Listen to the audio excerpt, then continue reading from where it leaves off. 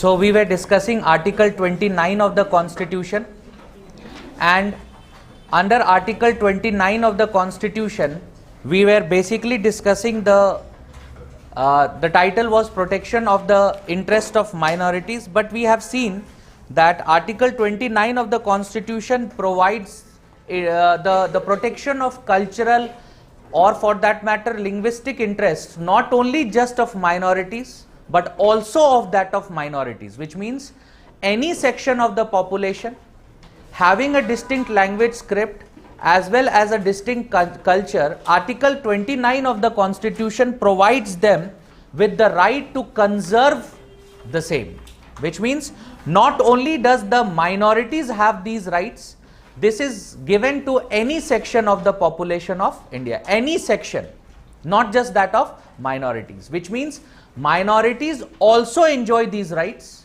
but these rights are not just enjoyed by minorities. Clear? So we had seen this. We had also seen that Article 29 clause 2 also says that no citizen shall be denied of admissions in educational institutions maintained by the state or receiving aid out of state fund on the grounds only of religion, race, caste, language, or any of them. So we have also discussed how Article 29 clause 2 is different from Article 15 of the Constitution, which also talks about the state not discriminating among citizens. But we have seen that in this case, sex as well as place of birth has not been considered, which means an individual, when it comes to getting admissions in educational institutions that are either run by the state or are receiving aid out of state fund, can be denied admissions on the grounds of sex as well as place of birth. Clear? We have seen this as well. Now, in the interpretation of Article 29 clause 1, we have also discussed a particular case called as the Jagdev Singh Siddhant versus the Pratap Singh Daulata case, in which the Supreme Court declared that Article 29 of the Constitution, Article 29 clause 1, which gives us the right to protect our culture and language script, this particular case declares that this is not under any kind of reasonable restrictions. The Supreme Court's Supreme Court's opinion is Article 29 clause 1 is not under any kind of reasonable restrictions. Clear? So this is the part of our discussion here. In this very case, we had seen how there was a use of Om Dhwaj, as well as the candidate opted for promotion of the Hindi language, and on this basis he was able to win the elections. He considered this to be an important part of his election campaign. He was able to win the election. How the High Court of Punjab, at that particular moment considered that this is something that is unconstitutional and thereby disqualified the individual, because there is a section called as Section 123 clause 3, which deals with Section 123, which deals with disqualification in Representation of People's Act, and on the basis of this particular act, no individual can give hate speeches. No individual can give hate speeches against a particular community. This in the Punjab High Court actually upheld Section 123 clause 3, and on the basis of that he disqualified the concerned individual. However, the Supreme Court gave its decision. The Supreme Court said that Section 123 of the Representation of People's Act is under it is subject to Article 29 of the Constitution. So if Article 29 is to be upheld, in that case, even if certain things that are mentioned under Article 123, Section 123, it is contradictory, still it will not be considered as a reason or ground for disqualification. On this basis, it declared that it upheld the election of Pratap Singh Daulata. His elections were his candidature was upheld the Supreme Court disagreed with the decision of the High Court of Punjab and gave a decision wherein it said two things. First, the Representation of People's Act 1951, specifically the section 123, which was contested here, which says that no individual is allowed to give hate speeches. That section is subject to Article 29. That means anything which we do, anything which is done to preserve language, script or culture, anything that is done to preserve language, script or culture, in that case, this right that we have under Article 21, it is not subject to section 123 of the Representation of People's Act. Rather, section 123 is subject to the rights that we have under Article 29. So if we are pursuing these rights, in persuasion of these rights, even if it is violative of what section 123 says, the Supreme Court says it is subject to it, it has to be upheld, because that is one of our fundamental rights under Article 29. Clear? The first decision, the aspect of the decision was that Representation of People's Act is subject to Article 29 of the Constitution. And the second aspect was wherein the Supreme Court declared that Article 29 of the Constitution is not subject to reasonable restriction. Is not subject to reasonable restriction. So this was a 1965 case, and in the 1965 case the Supreme Court has taken this particular opinion. But it may so happen, if you look at the contemporary the contemporary ideas, in that case it may so happen that the Supreme Court takes a different opinion if it so happens that it is appealed. Now, if it is appealed in the court. Clear? This is what is Article 29 of the Constitution. Next we come to Article 30. Next is Article 30.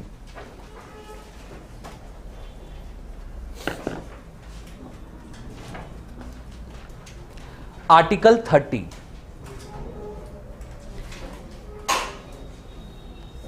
Article 30 provides all minorities, whether religious or linguistic,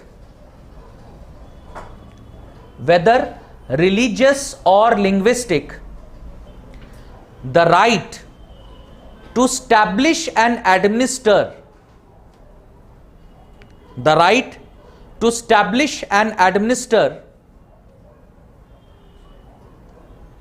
educational institutions of their choice. Therefore, under Article 30, the Constitution recognizes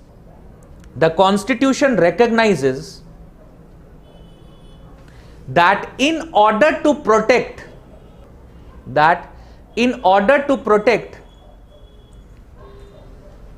their separate minority character,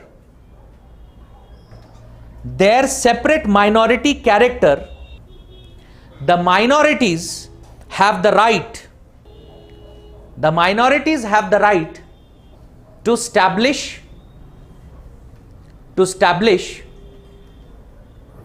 and administer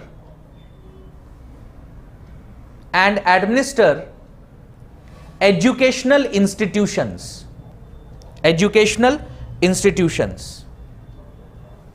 Underline these two: establish and administer. Also underline religious and linguistic.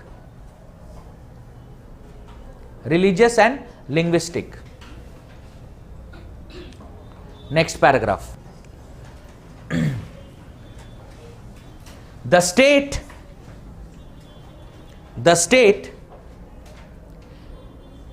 can take over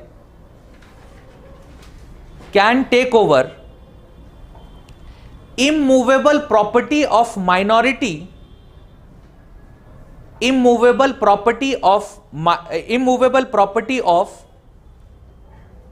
minority educational institutions, provided minority educational institutions, provided it is in public interest, it is in public interest, and the compensation paid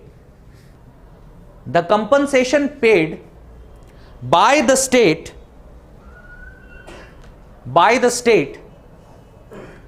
should be adequate for the institution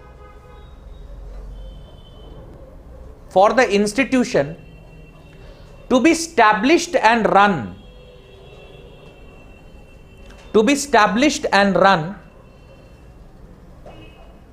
somewhere else.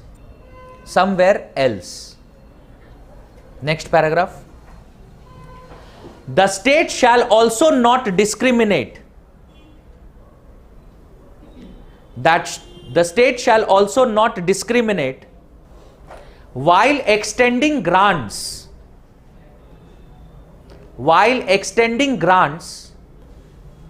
to educational institutions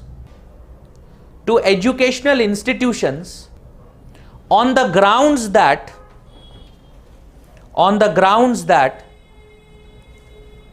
the institution is under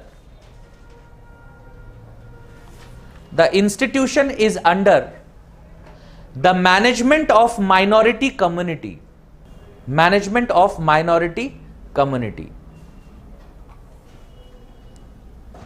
Now, let's understand what Article 30 of the Constitution is and what is the kind of right that it gives.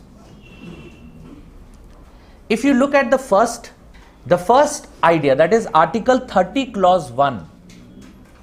Article 30 Clause 1 of the Constitution says that any individual or any community which is either religious or linguistic minorities, they fall under religious and linguistic minorities, they have the right to establish and administer. Educational institutions. Clear?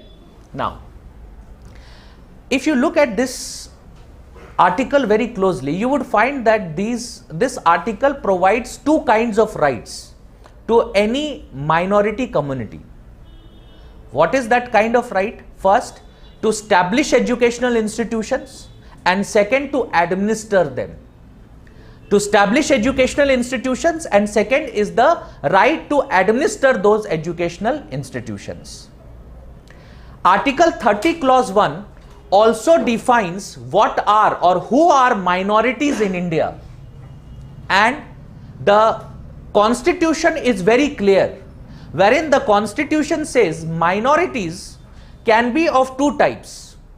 Either they are religious minorities or they fall in the category of linguistic minorities, which means either they follow a religion or they have a language which can be considered as minority. No, a language that is followed by less number of individuals, minority character. Secondly, if they are under religious minorities. Clear? Now, if you look at Article 30 Clause 1A, that is the second paragraph that you have written, it gives the right to every minority institution or minority educational institutions that their educational institutions that they have formed, they have established and are administering with an objective of conserving their minority character. Those institutions can buy immovable property, and such immovable property will not be taken away by the state. The state will not take away that immovable property provided it is in public interest, provided it is in public interest. Secondly, even if the educational institutions, the property is taken over by the state takes over that property. Even if the state takes over that property, the state will provide them with adequate compensation. Even if they have been taken away, that property has been taken away because of, in public interest, still the state will provide them with adequate compensation so that they can administer themselves, they can establish themselves somewhere else, and they can administer themselves somewhere else. The compensation that is to be paid, the compensation would not be so low that it deprives them of this particular right. Clear? Which means, if you look at Article 30, 30 clause 1A, you will find that this means that the minority educational institutions or the minority communities that are there, that is religious and linguistic minorities that are there, they under Article 30 clause 1A have the fundamental right to property. They have a fundamental right to property. Now, unlike that of citizens, because citizens have no such fundamental rights, we have already seen that it was a part of Article 19 of the Constitution, and it was taken away by the 44th Constitutional Amendment Act. Yes, previously we did have the fundamental right to property, but now this property right, the fundamental right that was given to us under Article 19, it has been taken away. Why? Because the amendment, 44th Constitutional Amendment did take away this particular right from us. However, this right, the fundamental right to property, is still enjoyed by minority educational institutions. So, such institutions do enjoy the rights, the fundamental right to property. Clear? And if you look at the third provision, that is the third paragraph, Article 30 clause 2, it says that the state, while it is providing grants, to educational institutions, in that case it will not discriminate among educational institutions on the basis that it is run by a minority community. It is run by a minority community. Clear? Have you understood this? Article 30 clause 1, Article 30 clause 1A and Article 30 clause 2. Article 30 clause 1 gives every minority, first of all it defines who are minorities. It says religious and linguistic minorities. Second of all, it gives minorities, such minorities, the right to establish and administer educational institutions of one's choice.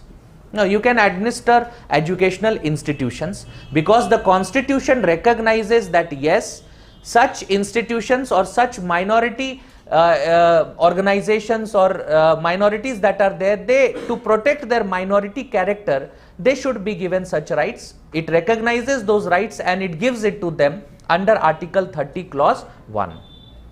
Clear? Article 30 clause 1A says that you have the right to property, fundamental right to property, and Article 30 clause 2 says that the state will not discriminate while giving grants to educational institutions on this basis that this institution is run by minority community. Clear? Now, what is the meaning of establish and administer? First of all, you should know this. That is, when we establish, when you look at Article 30 clause 1, it gives the right to establish and administer. It does not just give the right to administer. You cannot consider it as two rights. It is one right, establish and administer, not administer. Now, what is the difference between this? The difference between this is, if you look at certain institutions that exists in India, like if we talk about, let's take an example, Aligarh Muslim University. Now, the institution is a minority institution. but it has not been established by the minority community. It has been established by a law. It has been established by a law that has been enacted by the government. Central Legislature Act 1920. The 1920 law established the Aligarh Muslim University. Because it is not established by a minority community, hence minority community does not have the right to administer it. So when we say establish and administer, which means minority community first should establish a particular community and then administer it. It cannot claim an institution that has been established by some other organization, or for that matter some other community, or for that matter the state. That institution cannot be claimed as an institution that is a minority institution and hence having the right to administer the same. That is not the case. So administer, first establish and then administer. Clear? Now, if you look at Article 30 Clause 1 and Article 29 of the Constitution, Article 29 of the Constitution also gives certain rights. Article 29 Clause 1 says what? That any community, any part of, residing in any part of India, if they have a distinct language script or if they have a distinct culture, they have the right to protect them. So if you look at Article 29, it also gives a certain right, and if you look at Article 30, it also gives a certain right to minority institutions. If you compare Article 29 and if you compare that to Article 30 of the Constitution, according to you, which article provides a broader set of rights? Is it Article 29 or is it Article 30 of the Constitution? Article 30 is for minorities. Article 30 is for minorities. Article 29 is for everyone. If you just remove this ground, if you compare the rights that have been given to minorities under Article 29 and compare that to rights of minorities given under Article 30, now which is the broader set of rights? Article 30. Why? 29. Why? मतलब दोनों में से तो एक होगा ही. What is the reason? Is it Article 29? Is it Article 30? If you say Article 30, why? If you say Article 29, why? What is the kind of reasonable restriction that would be imposed on Article 30? Yes, what for the establishment of educational institutions? Yes. No. It can be taken up in public interest. Yes. Article 30 gives us the right to property, and that minorities, it gives minorities the right to property, and that is the reason why the scope and ambit is much broader. Article 29, why? Because it's not only give about the education, it's also give about the place, accept place of birth and accept the sex. It gives all other rights. For example, script and language, culture. We can run our culture and scripts everywhere in all over India. It's just only about the education. It's all about everything. Article 29 is about everything. Article 30 only gives the right to establish educational institutions. Yes. Is he correct? No. Why? See, that is what he has already said. I said don't compare the rights of others, just compare the rights of minorities. If you compare just the rights of minorities, which article, whether it is Article 30 or whether it is Article 29, which gives a greater set of rights to minorities? Article 29. State giving protection to minorities. No, it talks about non-discrimination. It does not talk about aid. It talks about non-discrimination. Article 29 gives the right to conserve culture, not educational institution. It gives the right to conserve culture, or for that matter language script. In Article 30, yes, provides the right to establish and administer educational institution. Absolutely correct. कौन सा ज़्यादा है? कौन सा right? Scope of ambit of Article whether Article 29 is greater or Article 30 is greater. Article 30 is greater. Yes, why? Administer करने का मौका मिलता है. आर्टिकल 29 में यह मौका नहीं दिया गया. There is no need to laugh. He's putting up a very good point. Let's listen. Yes, क्या कह रहे हो? Administer, the right to administer has been given under Article 30 of the Constitution, which is not given under Article 29. ऐसा कहीं लिखा हुआ है? You are prohibited to administer. No reasonable restrictions. Okay. What reasonable restriction? So that is not in Article 29. Okay. Anything else? Also in Article 29 we have a wider ambit where script is also included. No, script is also included. That is something that can be there under Article 30 also. It talks about language. Although it talks about linguistic minorities. So language may be either spoken or written. So script, if it is, though it is not explicitly mentioned. Yes. Article 30 में sir सिर्फ religious और linguistic की बात की गई है. हाँ. जबकि आर्टिकल 29 में सभी चीजों को इंक्लूड. वो तो पहले उन्होंने बोल दिया है.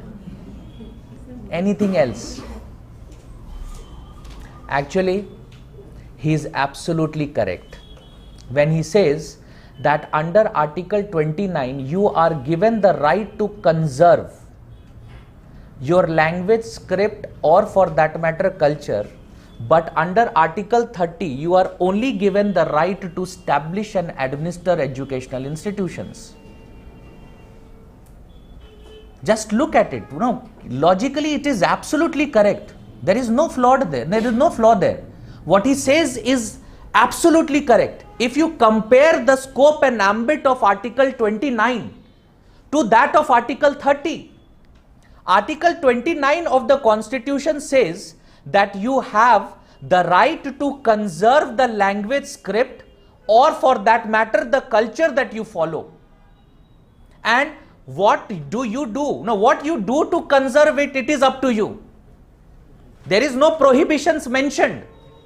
There is no prohibitions mentioned. What you do? That means if you look at Article 30 of the Constitution, which talks about establishing and administering educational institutions, it is inherent under Article 29. You can do anything to conserve the same. It includes the right to establish an educational institution. But when we talk about Article 30 of the Constitution, Article 30 of the Constitution gives the minorities only the right to establish and administer educational institutions. Nothing else. No other right has been given under Article 30. Article 29 gives us wider ambit of rights. It gives us wider ambit of rights. Even when you look at, when you say right to property has been given under Article 30.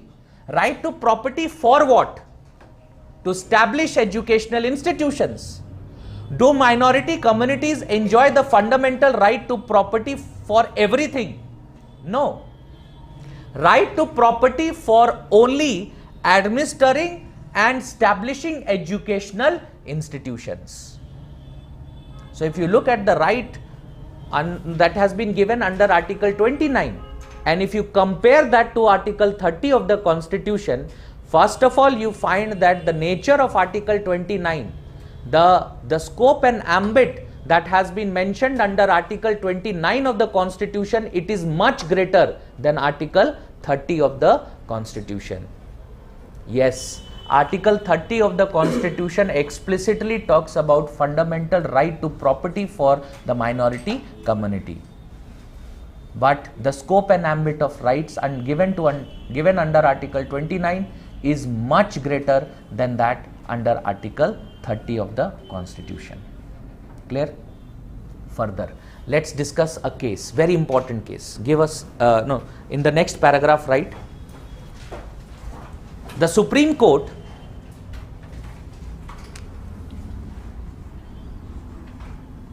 in the P.A. Inamdar versus the state of Maharashtra, 2005 case, 5 case held that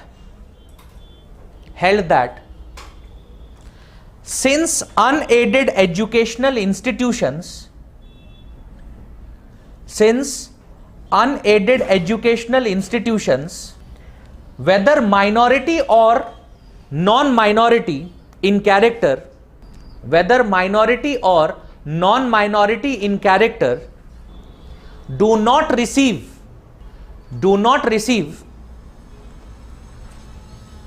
any aid out of the state fund enjoy the right to choose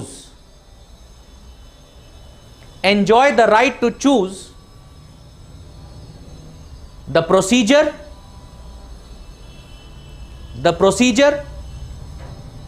and admit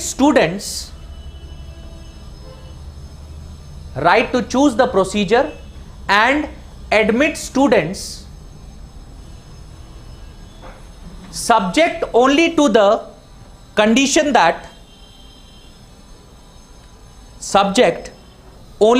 condition that it should be fair,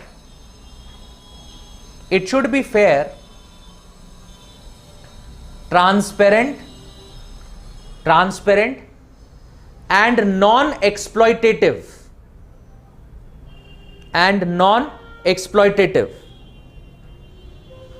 The role of the state is limited only to the maintenance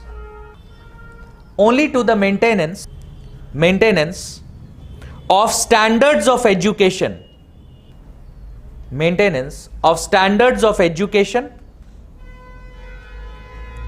The state cannot reserve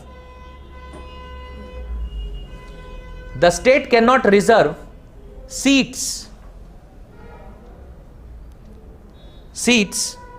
in unaided educational institutions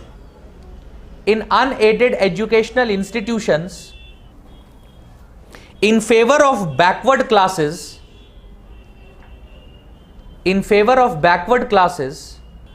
including scheduled caste and scheduled tribe,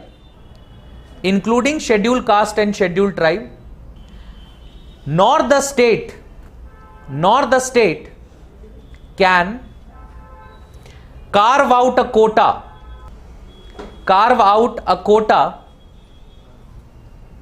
of seats in such educational institutions.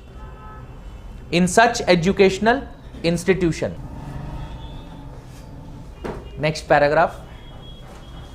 With the implementation of Right to Education Act,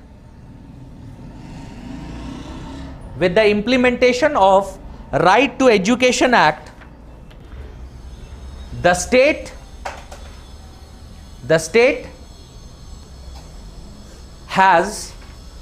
has provided 25%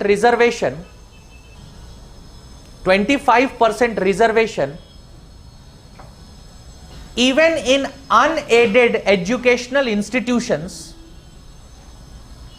in unaided educational institutions to children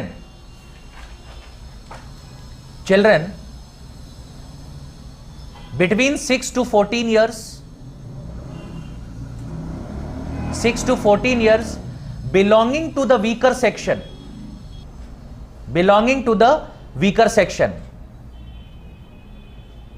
However, this provision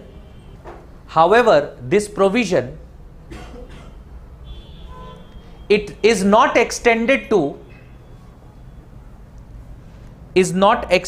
to minority educational institutions.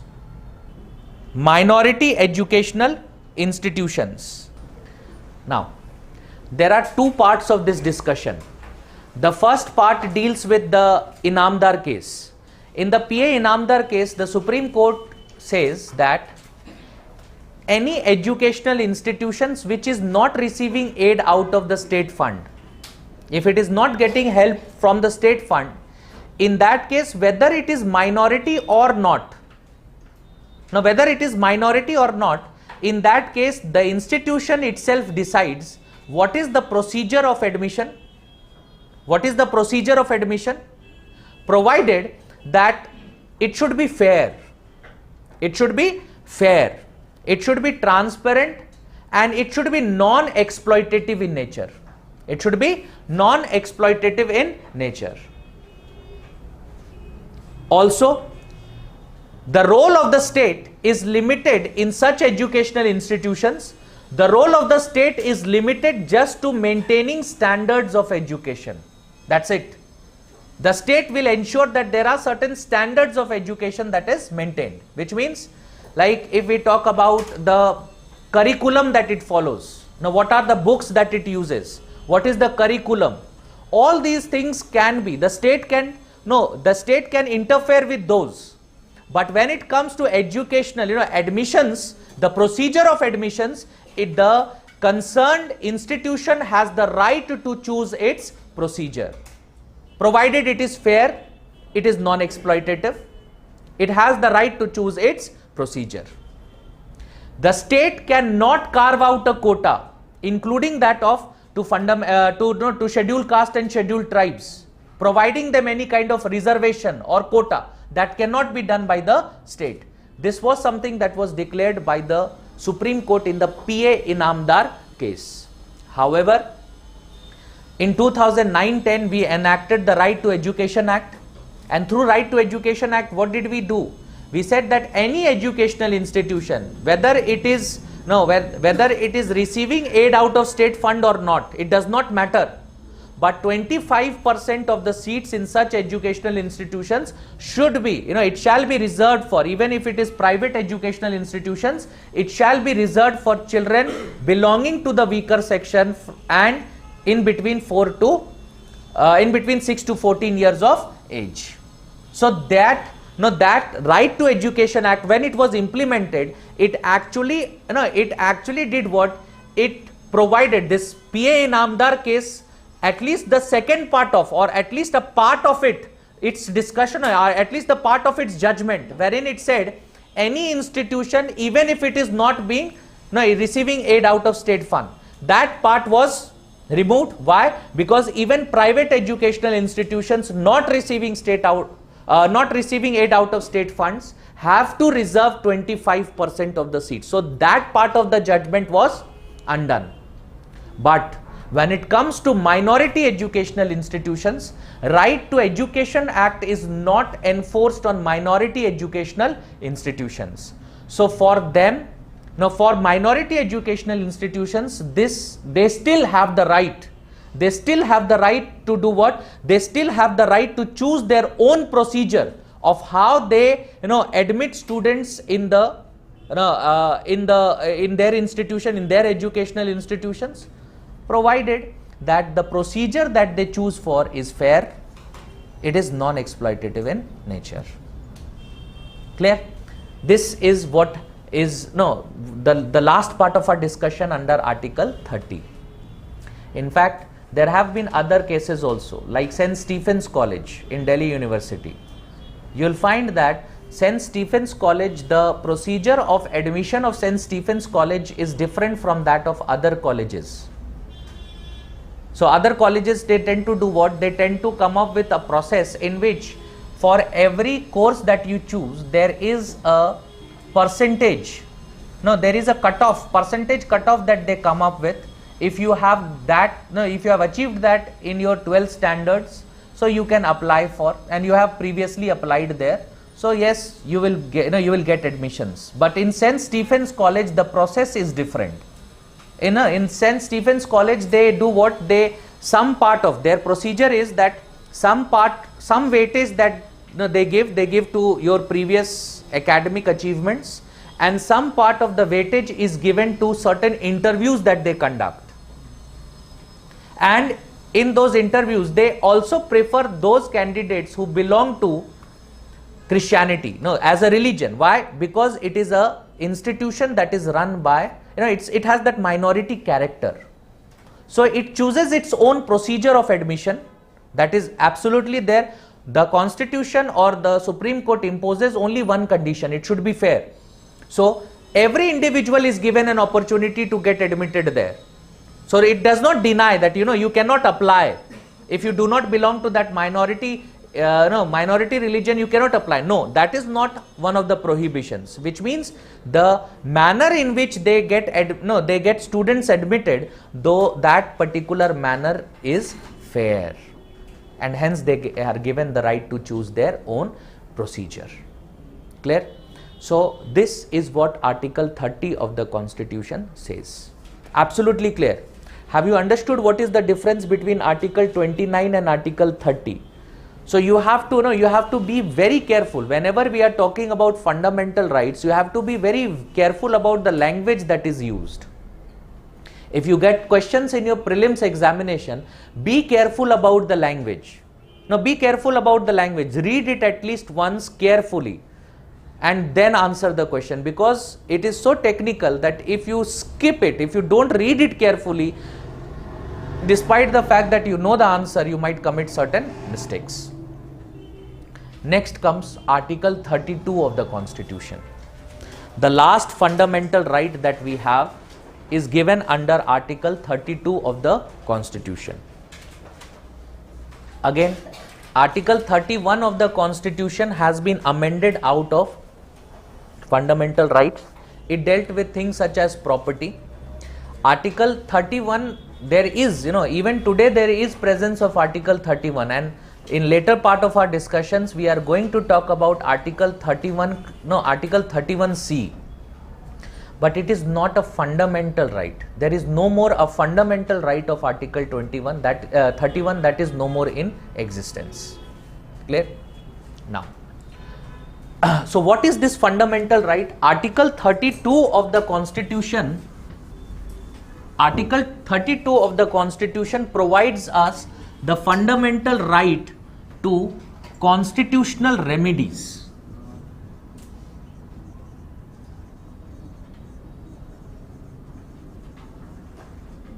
The fundamental right to constitutional remedy. This has been provided under Article 32 of the Constitution. Now, what does Article 32 say? First, you write this down, then I'll explain. Article 32, Clause 1. The right to move. It confers the right to move to the Supreme Court,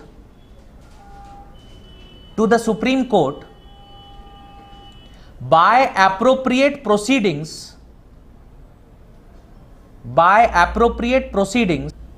for the enforcement of rights mentioned in Part 3.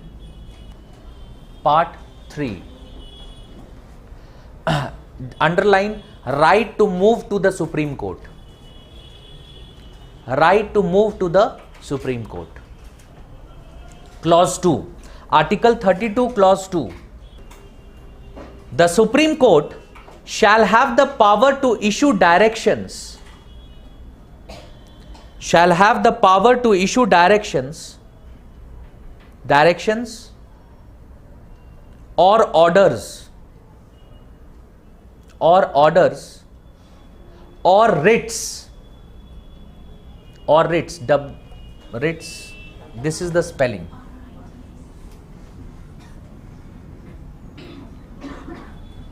Writs, what are they? I am coming to it. Writs in the nature of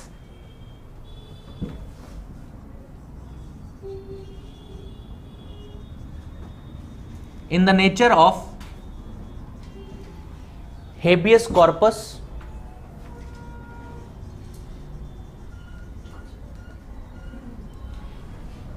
mandamus,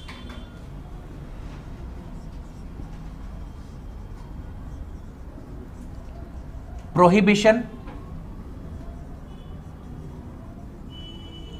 certiorari,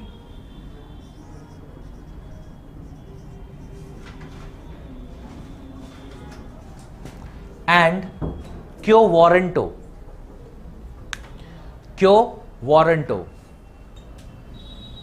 Whichever may be appropriate whichever may be appropriate for the enforcement of, whichever may be appropriate for the enforcement of any fundamental right, any fundamental right. Next, Article 32 Clause 3. The Parliament may by a law, the Parliament may by a law empower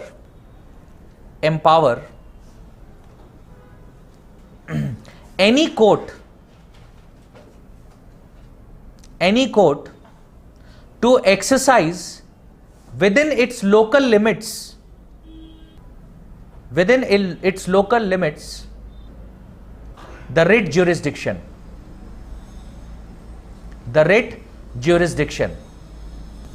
Next, Article 32 Clause 4. The rights guaranteed under Article 32 shall not be suspended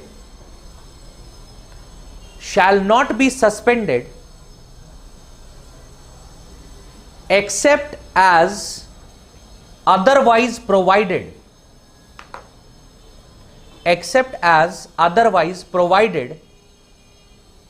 by the Constitution.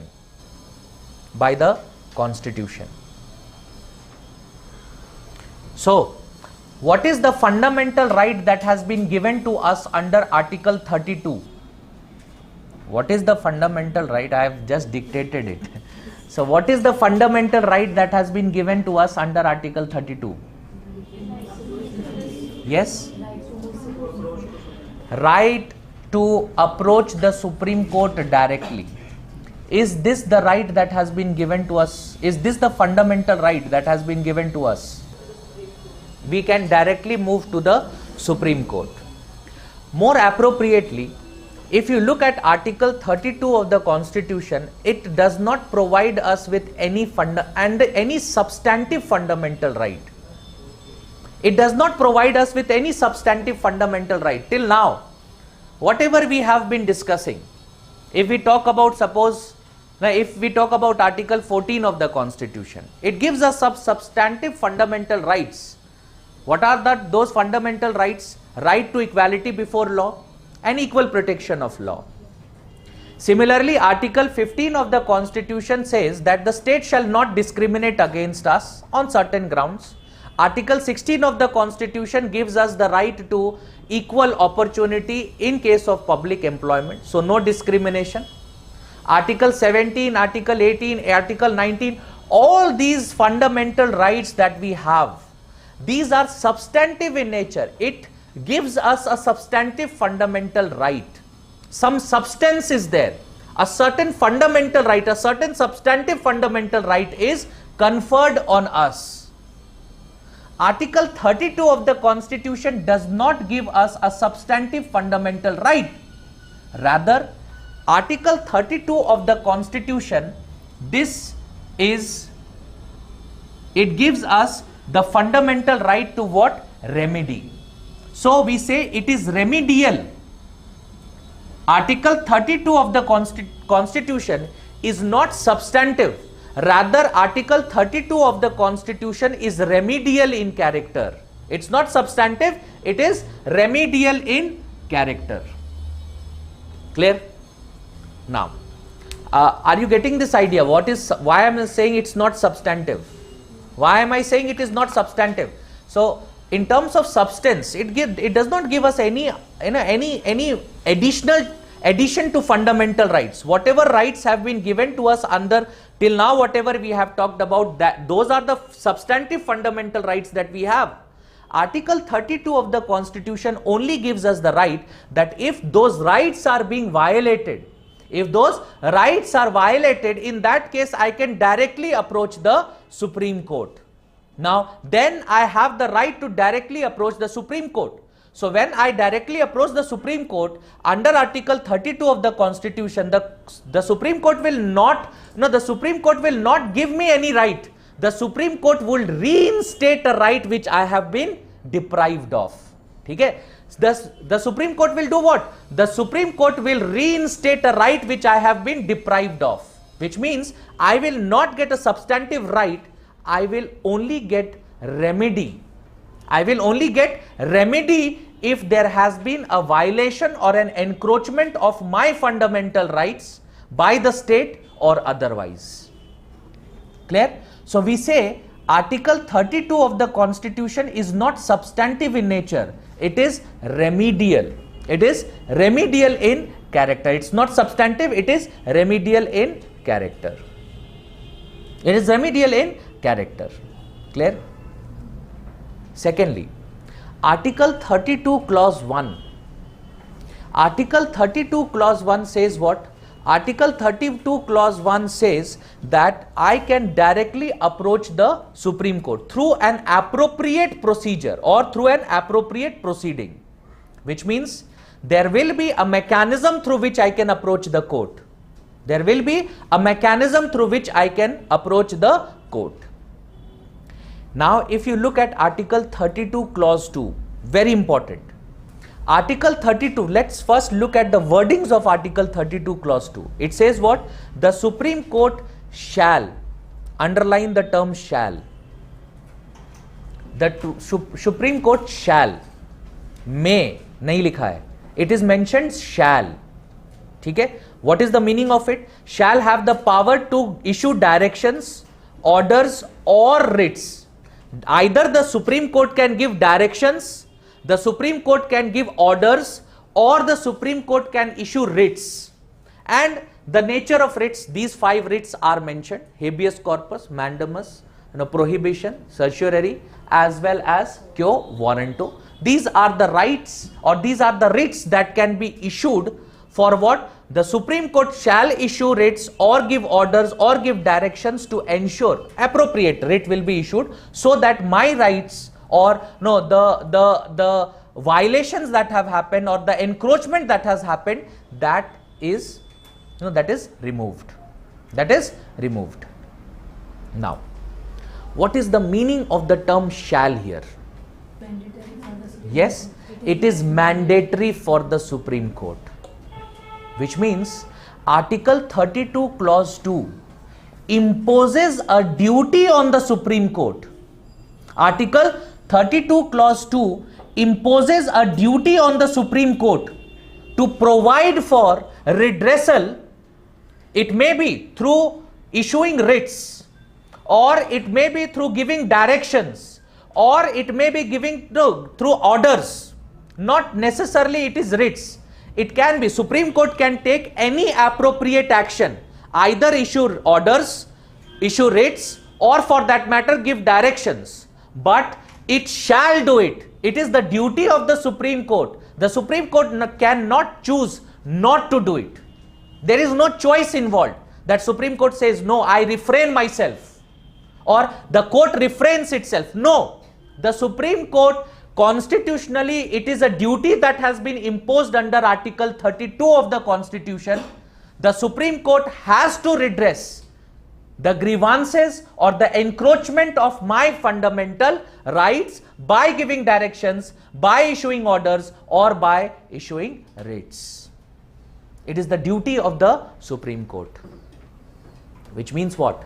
If you look at Article 32 clause 1 and if you look at Article 32 clause 2, it does what?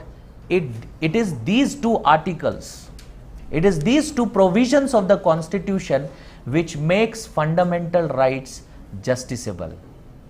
It is article, we say, remember the first, when I was introducing you to fundamental rights, what did I say? We talked about nature of fundamental rights.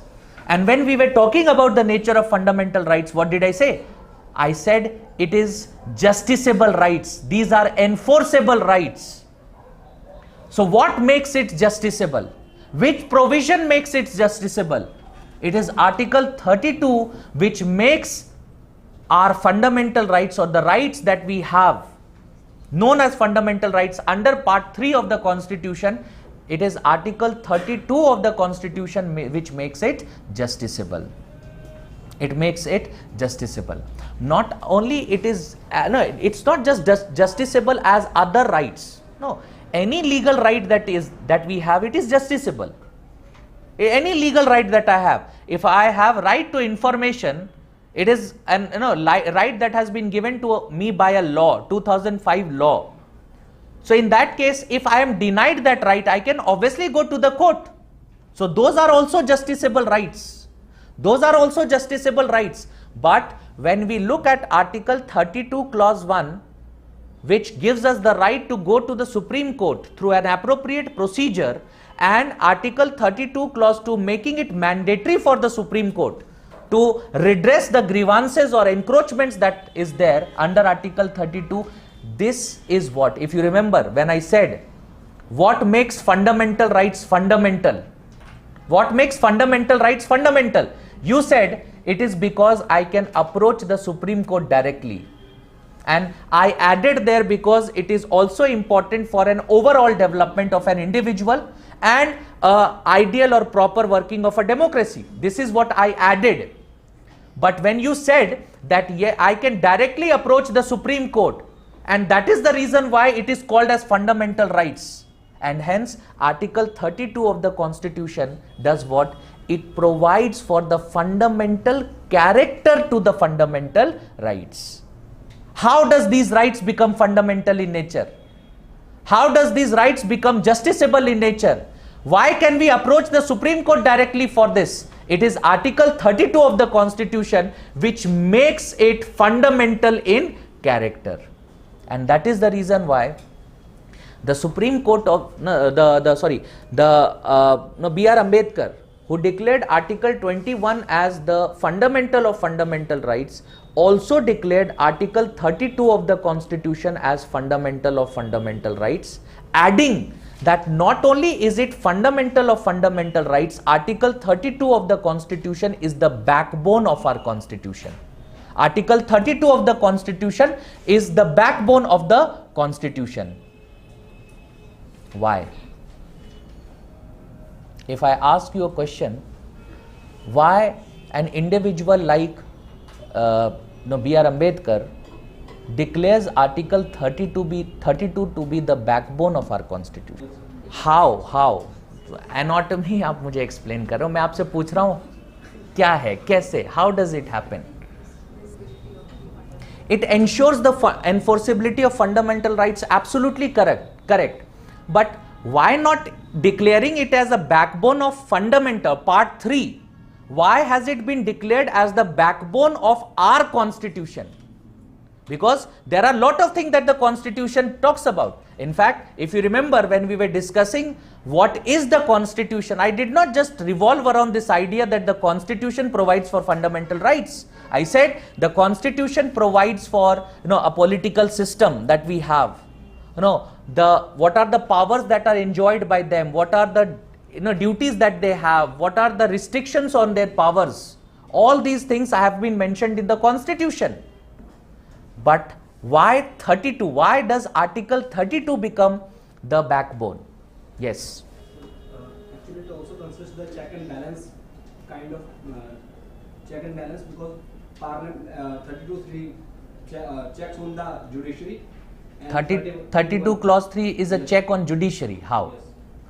Because if judiciary given any sort of wrong decision, then Parliament may by law empower the new or wrong.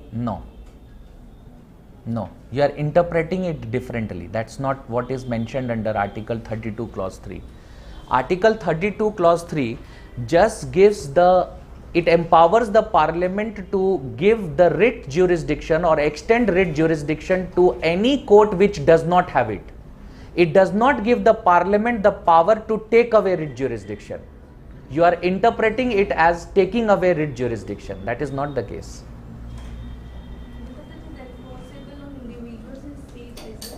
What? Fundamental rights. And Fundamental rights, only some of the fundamental rights are enforceable against individuals. Not all. Why is Article 30? Suppose you get this as a statement in your mains examination. Article 32 of the Constitution has been declared by B.R. Ambedkar as the backbone of the Constitution. so because it is rights. It is mandatory for Supreme Court to provide for any remedy. But why does that become? Yes, absolutely correct that it is mandatory for the Supreme Court to do it. But why is this being called as the backbone of the Constitution? Is that the reason? आप मुझे English बता रहे हो, आप law नहीं बता रहे हो, आप मुझे इंग्लिश बता रहे हो. What does, if you remove part 3 of the Constitution from our Constitution itself, just take a hypothetical situation, remove part 3, what do we get? What is the consequence of it? What is the consequence of not having fundamental rights? Yes, arbitrary powers of the state. That's it. यही answer है इसका. Arbitrary powers of the state means what? When we say arbitrary power of the state, when you remove Article 32 of the Constitution, which protects individuals' rights, and if you remove this part, what you get is an arbitrary state. An arbitrary state is contrary to democratic norms. An arbitrary state would be violating separation of powers. An arbitrary state would be a tyrant state. An arbitrary state would use its powers in an exploitative manner against the citizens. And what is the Constitution? The Constitution is a check on it. The Constitution is a check on the powers that are enjoyed by the state. Fundamental rights are the more prominent check, but Constitution itself acts as a check on the arbitrariness of the state. And if Article 32 is not there, this lack of arbitrariness that we see today, it now somehow creeps in the governance, and that arbitrariness destroys the very nature, or destroys all the fundamental principles of our Constitution. And that is the reason why it is considered to be the backbone of the Constitution. Just think over it. Now, when he said that backbone does what? It maintains the integrity of the body. Okay? It maintains the integrity of the body.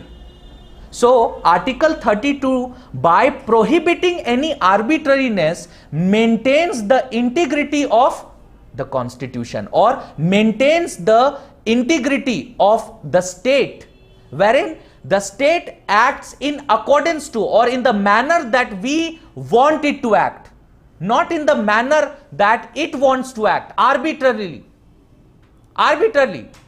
That is not something that will be done.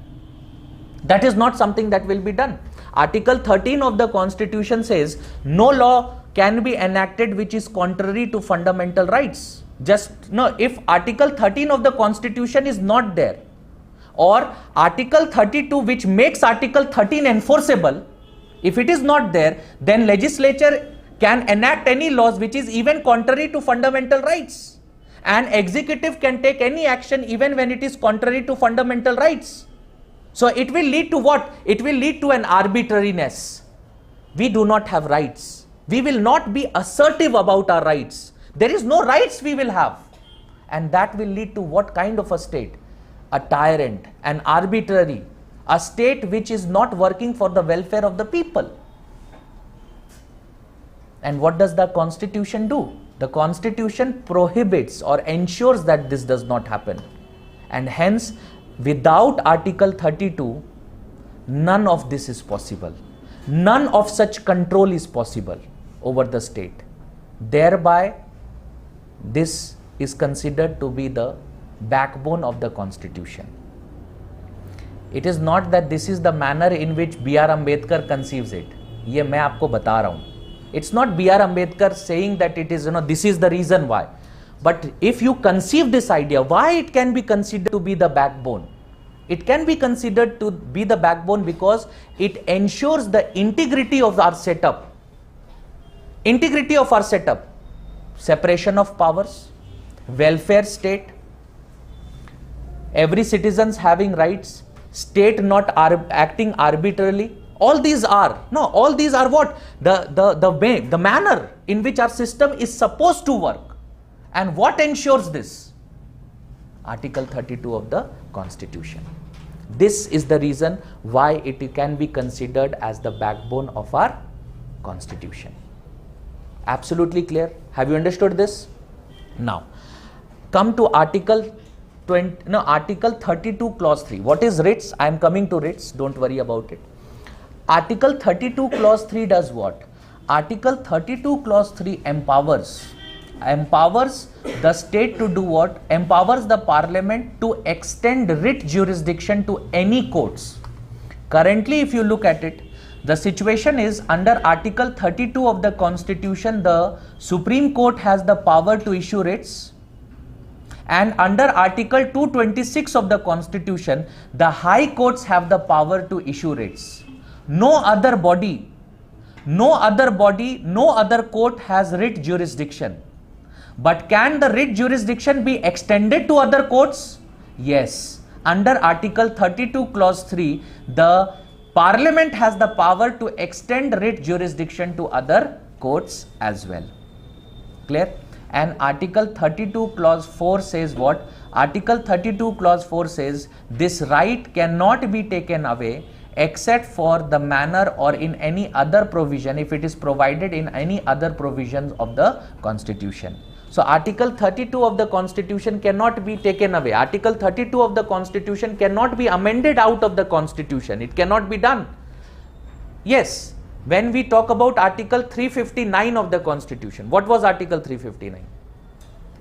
During national emergency. Yes. President can by proclamation Huh. suspend one or more fundamental rights except Suspend the enforceability. Suspend the enforceability of one or more fundamental rights except Article 20 and 21 of the Constitution. We have discussed this. When we say suspend the enforceability of the fundamental rights, it means this, that in those cases, that means when the President has declared that these fundamental rights, the enforceability has been suspended, it simply means that for those fundamental rights we cannot avail Article 32. We cannot go to the Supreme Court directly and approach the Supreme Court, and the Supreme Court would not issue directions or writs or orders to get our grievances redressed. This is what it means. Clear? Have you understood this? So this is all about Article 32. One more time, once more, so that you understand this. Article 32 of the Constitution, Article 32 Clause 1 and Clause 2 of the Constitution. Article 32 Clause 1 and Clause 2 of the Constitution does what? It empowers us or gives us the power that if our fundamental rights that have been given to us under this part of the Constitution, if they are violated, in that case we can directly approach the court, and it is mandatory for the court to do what? It is mandatory for the court to redress our grievances. And for this the court can issue writs, the court can issue directions, the court can give orders. Not mandatorily writ always. Directions or orders also work. Clear? Under Article 32 Clause 3, Parliament enjoys the power to extend writ jurisdiction to some courts, and under Article 32 Clause 4, it does what? Under Article 32 Clause 4, it makes sure that Article 32 of the Constitution is not amended out of it. It cannot be suspended. It is something that has to be enforced always, except for what the Constitution prescribes for, which means under Article 359, in certain cases, enforceability of some fundamental rights can be suspended. In those cases, Article 32 is not available to those fundamental rights. Clear? This is what Article 32 of the Constitution is. So technically what it means you have already written. In the next paragraph, just write this idea of what qualitatively it means. What quantitatively it means you have already written. What is the qualitative meaning of Article 32? You can write that. Article 32 confers the fundamental right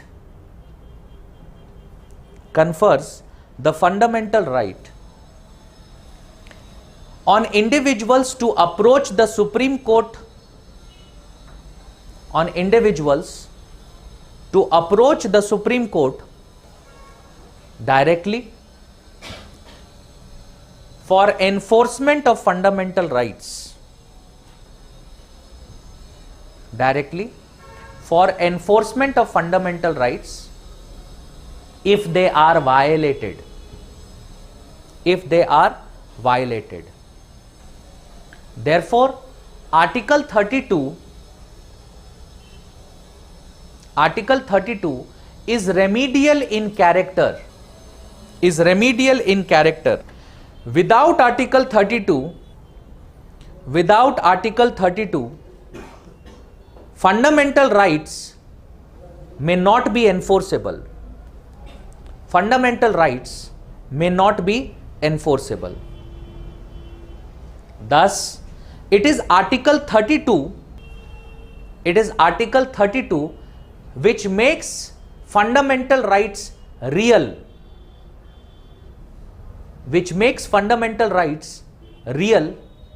and enforceable.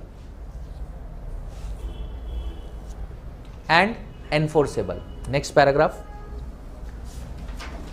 Article 32 also imposes a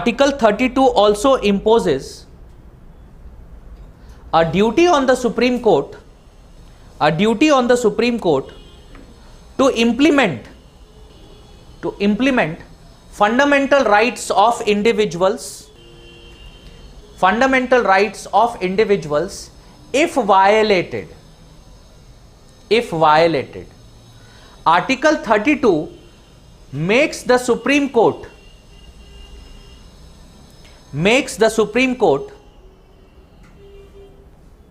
the guardian or protector of fundamental rights.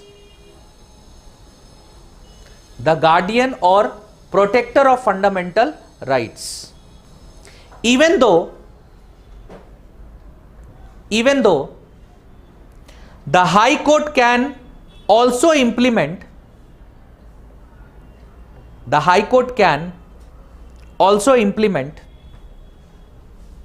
fundamental rights under Article 226,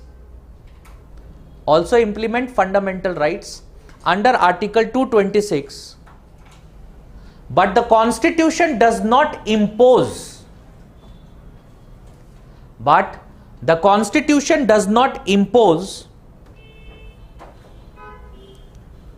a duty on the High Court, does not impose a duty on the High Court to implement fundamental rights.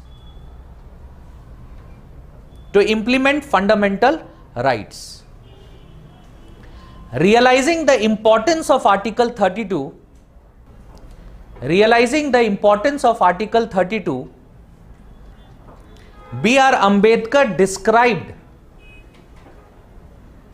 B.R. Ambedkar described Article 32 as fundamental of all fundamental rights, and the heart and soul of the Constitution, the backbone of the Constitution,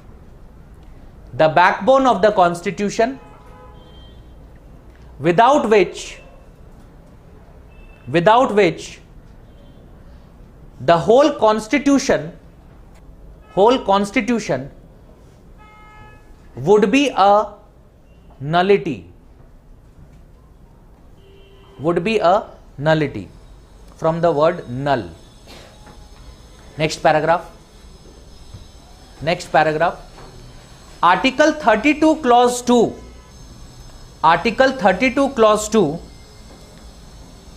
confers writ jurisdiction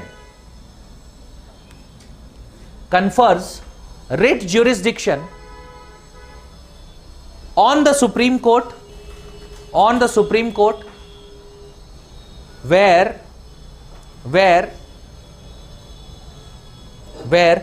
the writ jurisdiction is considered, where the writ jurisdiction is considered as the basis of the power of judicial review, as the basis of the power of judicial review enjoyed by the Supreme Court, as a part of implementing the fundamental rights.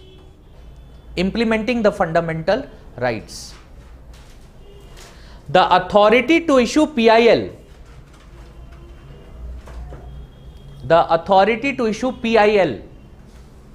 what is PIL? Public interest litigation, PIL. Also is derived from the writ jurisdiction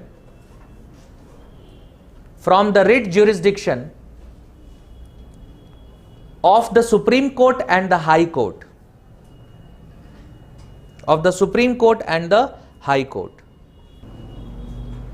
Clear? So base and obviously, because we have somehow replicated the jurisprudence of UK.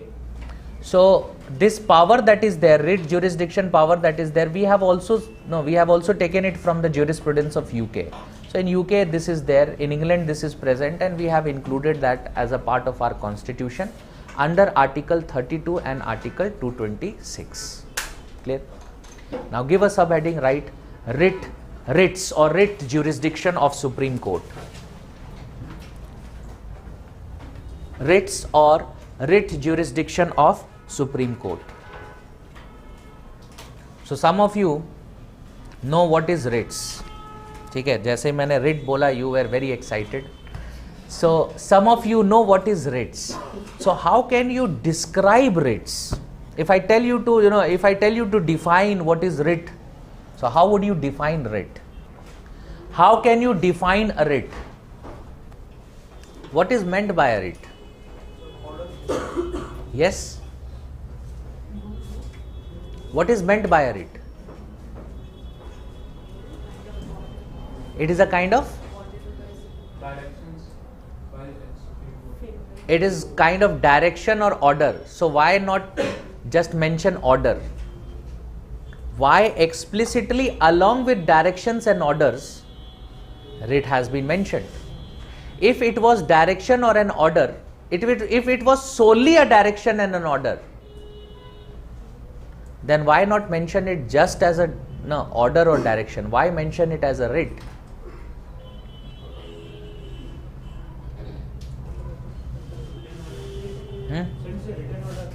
It is a written order. Written ही होता है orders. Orders are always written. If Supreme Court talks about writs, then to whom the writ is provided, they have to compulsorily follow. Who have to? They have to compulsorily follow the. See, that is also the case with orders. Extraordinary jurisdiction of the court. It is an extraordinary jurisdiction of the court. When you say direction and order, that's not incorrect, but that is not the proper way to define it. Because though writs are also issued in the nature of orders and directions, but it is always considered as a part of an extraordinary mechanism. It is considered as a part of an extraordinary mechanism. Though the enforceability of writs are similar to the orders that are given by the Supreme Court, it carries the same weight. Now there is no difference with this idea that writ becomes more forceful and orders are not. No, absolutely not. The orders of the Supreme Court are as enforceable it has the same weight that the writs have. But writs are categorized as what? Writs are categorized as an extraordinary mechanism or extraordinary jurisdiction that the court has. The Supreme Court has been given writ jurisdiction just to implement fundamental rights, because if you look at what it says, the Supreme Court shall have the power to issue directions, orders or writs, including writs of such nature, whichever is appropriate for the enforcement of any rights conferred by this part. Which means Supreme Court explicitly enjoys writ jurisdiction. It explicitly enjoys writ jurisdiction for the enforcement of fundamental rights. When you compare this to that of the High Court, High Courts enjoy writ jurisdiction not just for enforcement of fundamental rights. They can issue writs for enforcement of any of our legal rights. Because if you look at the language that is mentioned, the language explicitly says under Article 226, the High Courts have writ jurisdiction and they can issue these writs. But if you look at the language that has been mentioned under Article 32, it explicitly says that the writs can be issued or orders or directions can be given by the court for enforcement of rights that are mentioned under this part, that is part 3, which means fundamental rights. And if you look at the Constitution says that there are 5 kinds of writs. Let's discuss these writs one by one. Let's start with the first writ, that is the writ of habeas corpus. The first writ that is there, the writ of habeas corpus. What is the meaning of the term habeas corpus? Literally, habeas corpus, the term habeas corpus means to have the body. It literally means, in English it means to have the body. It is a Latin term, habeas corpus. It literally in English means to have the body. Which means this writ can be issued against illegal detention of a person. Illegal detention of a person. Now, if I say, because we have discussed all the fundamental rights and now we are in the last fundamental right, I expect you to define what is illegal detention. If I ask you a question, what is illegal detention? Because habeas corpus is considered, habeas corpus is said to be the bulwark. It is said to be the bulwark against illegal detention. According to you, what is the meaning of illegal detention? Not backed by any law. If it is not backed by any law, or if it is not due process of law. Due process of law. Yes, absolutely correct. Because due process of law says what? Any detention without the authority of law, or the law has not been passed by competent authority, or the said procedure has not been followed, or if it is done under unjust law. So not procedure established by law, but due process of law. So when we say illegal detention is if due process of law has not been followed. If I have been detained but the due process has not been followed, or if you go back to our discussion on Article 22 of the Constitution, Article 22 of the Constitution also says that there are it gives us certain protection. Article 22 says, I can be arrested. When I am being arrested, I have to be informed about the reasons or the grounds of my arrest, and I have the right to inform someone about my arrest. I have the right to do what? I have the right to choose a legal defense of my own. I have a choice there. I have the right to do what? I have the right to be produced within 24 hours of my arrest near a judicial magistrate, and also any detention that has been authorized by the competent authority that is the time period. My detention should be that, the time period for which I have been authorized. If it so happens that my detention has not been authorized by the judicial magistrate, by the court or the magistrate, in that case I cannot be detained. I cannot be detained. We were talking about, if you remember Article 22, I gave you an example. P. Chidambaram. We were talking, and that day itself he was released. So I gave you an example of P. Chidambaram, and that is what is there. See, as soon as the time period, the time period of his legal detention was over, he was freed. Now you cannot detain that individual. He is free. It is not anymore legal. It is not anymore legal. So when we say illegal detention, what is meant by illegal detention? Due process of law, which says, which talks about certain ideas, and there are certain provisions that are mentioned under Article 22. That is what is meant by illegal detention. Now that is what is meant by illegal detention.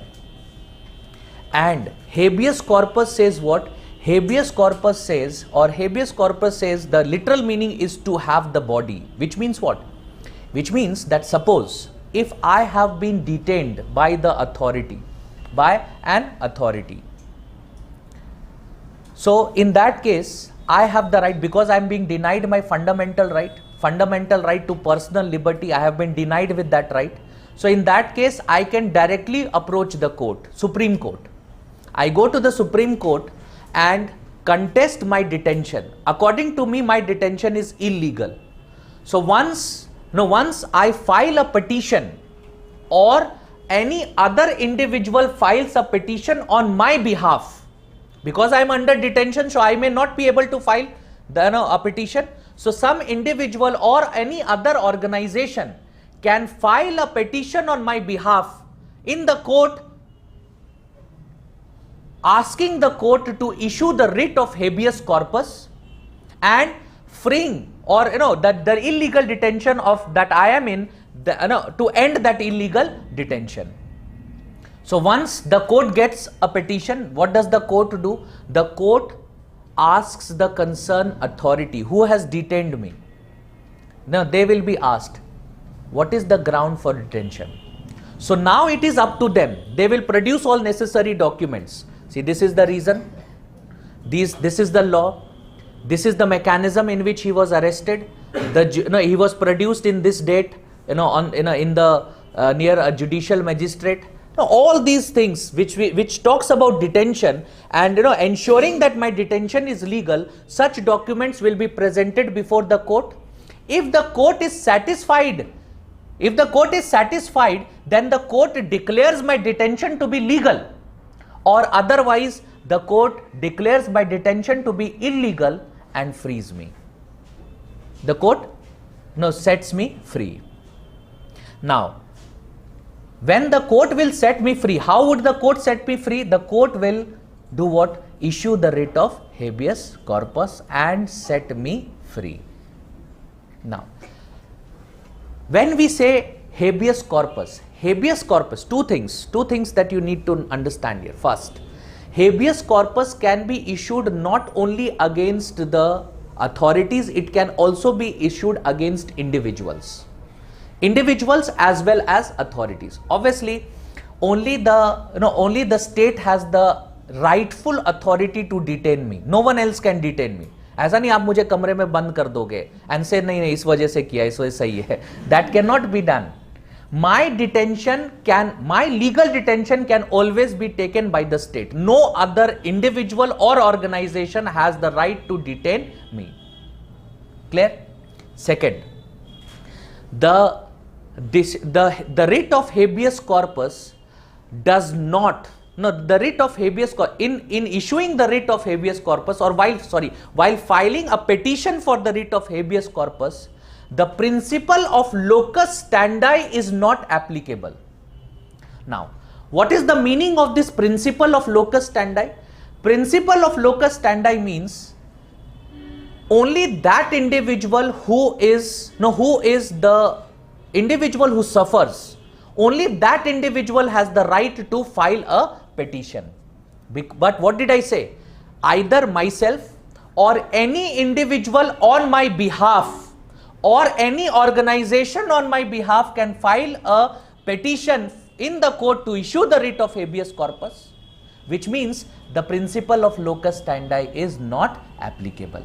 Wherever we say principle of locus standi is applicable, it means only the individual who is concerned, only that individual can file for a petition. No one on his behalf or her behalf can file for a petition. Only that individual can file for the petition. But in this case, because it is considered as what? The bulwark of individual liberty or against illegal detention. Because I am under illegal detention, in that case, the principle of locus standi is not applicable. Clear? Have you understood this? So habeas corpus, it is for what? If you look at habeas corpus, through by issuing writ of habeas corpus, the Supreme Court protects fundamental rights that have been given to us under Article 21, under Article 19, under Article 22 of the Constitution, or for that matter under Article 23 and 24 of the Constitution. Under Article 23 and 24 of the Constitution, because it talks about, 23 talks about what? 23 talks about involuntary labor. So if I have been forced to provide labor, in that case also the Supreme Court can issue writ of habeas corpus, because that is illegal, that I cannot be detained, I cannot be forced to work. Similarly, under Article 24 of the Constitution, which talks about child labor, so that as well. So technically speaking, see, because it is not legal, child labor and such things are not legal, in that case there is no need for going to the court. If you go to the executive takes all necessary actions. But otherwise, if we talk about technically, in that case it can be for 23, 24, 22, 21 and Article 19 of the Constitution. Clear? Understood what is writ of habeas corpus? Again, one more time. Writ of habeas corpus literally means to have the body. It is a writ that is issued by the court if the court finds that an individual has been illegally detained and has been deprived of his rights mentioned under Article 1921 just because he is under illegal detention. Clear? So whenever there is an illegal detention, in that case an individual can go to the Supreme Court and the Supreme Court will the Supreme Court will do what? The Supreme Court will issue, if the Supreme Court finds it to be illegal, the Supreme Court will issue the writ of habeas corpus. The principle of locus standi is not applicable, which means that if the court finds, when I am appealing to the court, it is not necessary that the petition has to be filed by me or the individual who is the individual who is affected by that detention. The petition can be filed by any individual, that individual who is under detention, or for that matter any individual or organization on behalf of that particular individual. And that is the reason why we say the principle of locus standi is not applicable. Clear? This is what is habeas corpus. Write this down. The writ of habeas corpus. This writ is issued to protect. This writ is issued to protect the individual freedom. Individual freedom. It literally means to have the body. It literally means to have the body. It can be issued against. It can be issued against the state and individuals. The writ can be filed before the court,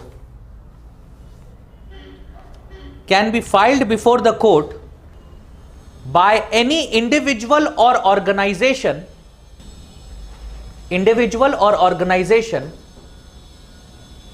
and not necessarily the aggrieved individual.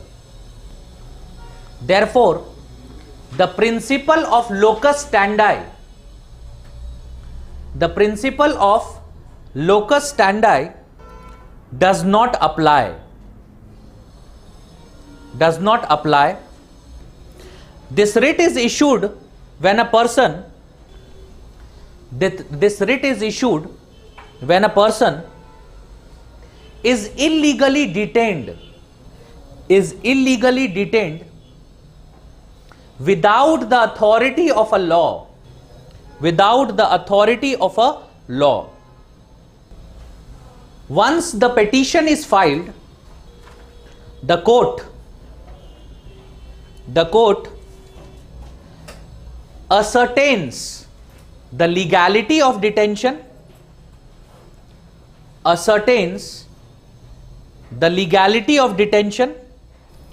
If it finds the detention to be illegal, if it finds the detention to be illegal, it orders the release of the person. It orders the release of the person.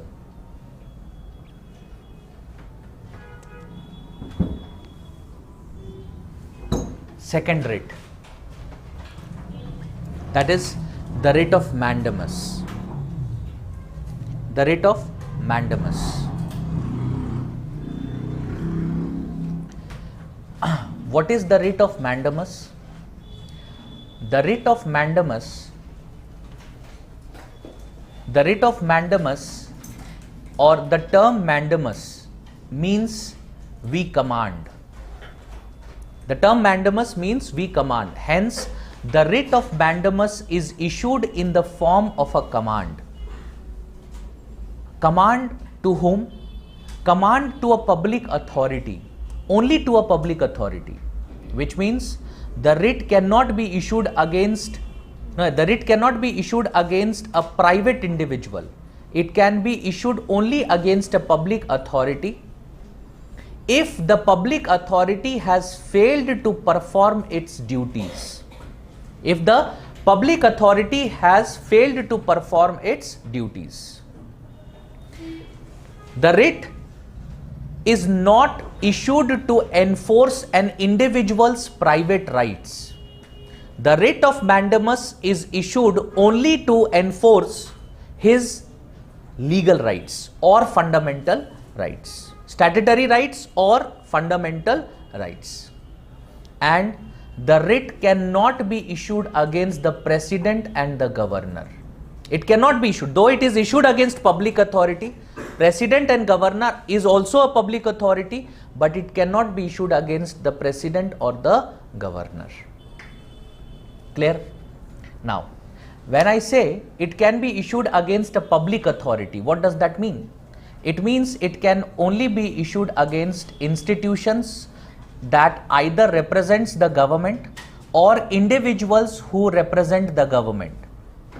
So it can be issued against the district collector. It can be issued against an individual who is performing duties for the state, representing the state. Cannot be issued against individuals like private individuals. It cannot be issued against private individuals, only those who are representing the state. So we say public institutions.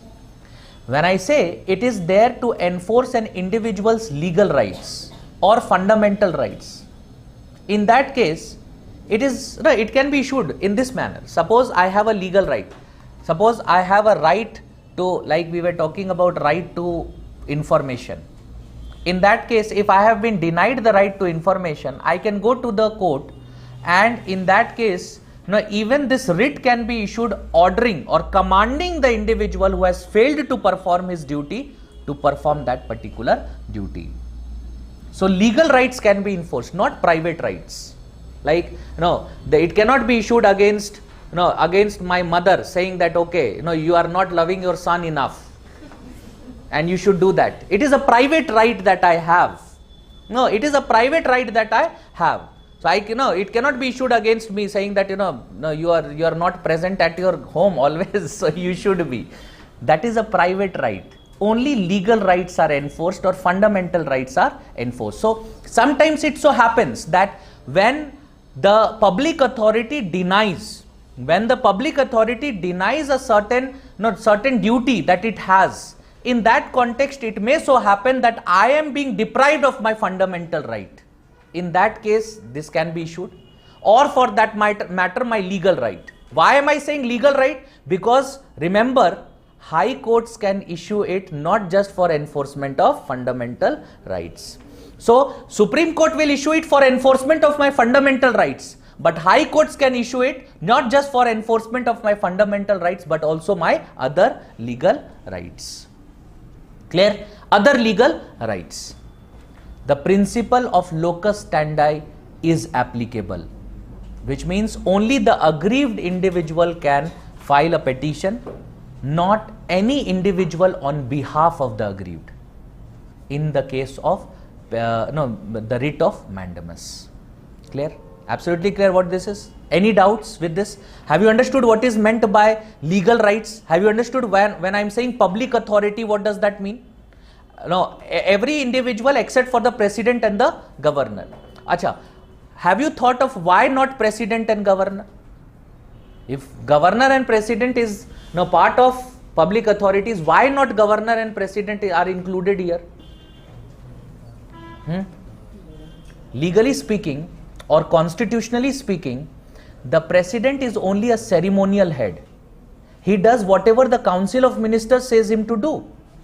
So how can you order an individual to do something when he is not authorized to do it? Clear?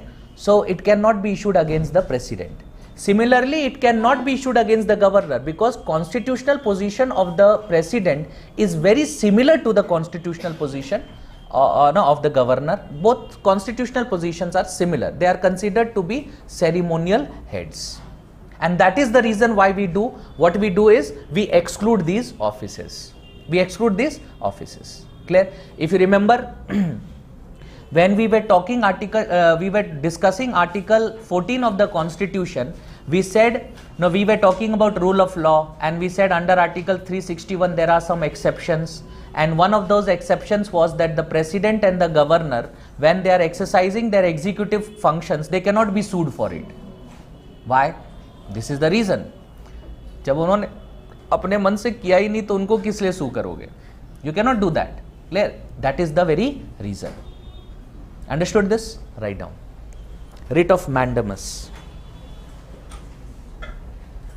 It literally means command. It literally means command.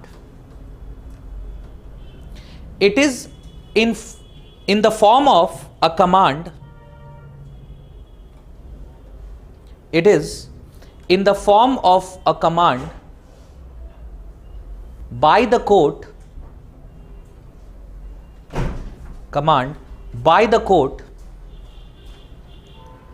to enforce fundamental and legal rights. Therefore, private rights cannot be enforced under Mandamus.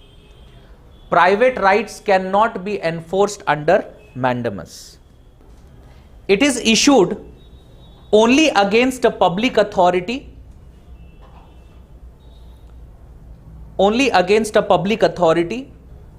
or against a person holding public office. The principle of locus standi is applicable. The principle of locus standi is applicable. Locus standi, this is the spelling. Locus standi is applicable, and the writ cannot be issued. The writ cannot be issued against the president,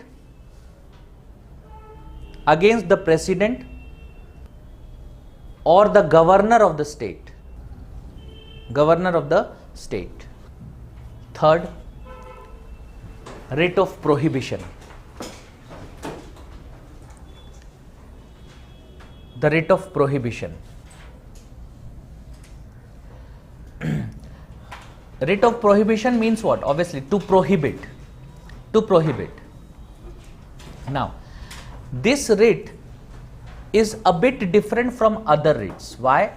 Because the writ of prohibition is issued against a lower court. That means the higher court issues the writ of prohibition against the lower court to do what? To prohibit the court from exceeding its jurisdiction.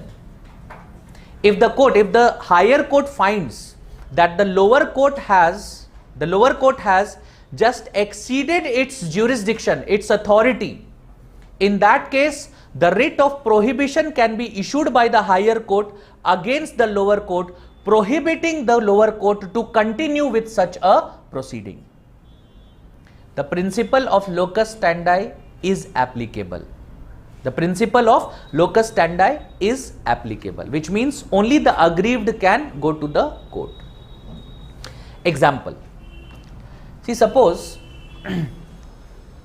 there was a case registered against me. Suppose there was a case registered against me and the proceedings of it has happened in the lower court, and the lower court by an order has declared that I am free from all charges. I am free for, there was no evidence, there was no conspiracy. The court finds that there is no evidence against the individual. The court declares that I am free from all the charges. I am free from all the charges. Clear? Now, next what happens is the court starts hearing the matter again. The same court starts hearing the matter again. Now, this is not what the court can do, because if the matter is to be heard now, the matter is to be heard by a higher court.